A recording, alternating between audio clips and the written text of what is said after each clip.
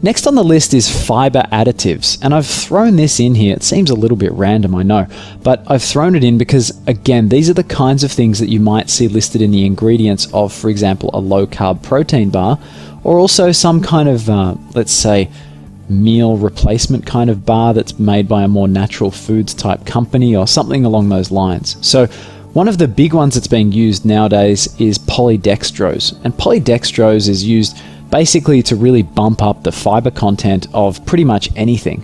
So it retains moisture and it can provide some bulk and some texture to the food as well. It has quite a smooth effect on the tongue. Now, it doesn't affect blood sugar just like regular fiber. What that means is it's not really getting digested, it just goes through your digestive system, and then it actually ferments as well, which is what regular natural fiber does in your lower intestine. So for that reason though, it can cause some cramping, some gas, some bloating, because some of these products that use polydextrose tend to have a really high amount of it. For example, maybe up to 7 or 8 grams, which, especially if you're not used to eating a lot of fiber, is actually quite a lot of fiber to take in one hit. Now, it has been shown to be potentially beneficial in type 2 diabetes management, and that's because the more fiber in a meal, the slower you digest it and the less impact you have on your blood sugar.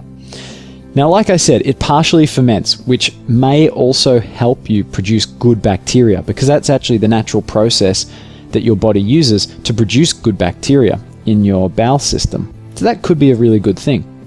Now, its cousin, if you like, although it's not derived in the same way, but it has a similar effect, is called inulin. And you'll probably see inulin on some of these products as well. It might be there with polydextrose, or it might be used instead of.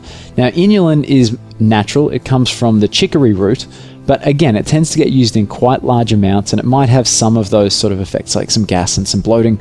Might not, but all I want to suggest here is, it's a good idea to just tread lightly, maybe start off with a small amount of this just to see what kind of effect it has on you. Now, one thing to mention is that these kinds of fiber, they haven't necessarily been proved to have exactly the same positive health benefits as natural fiber. And that's because we just don't understand them as well as we do whole foods, but it's also because we don't understand completely whole foods and how they work in our body to help us be healthy.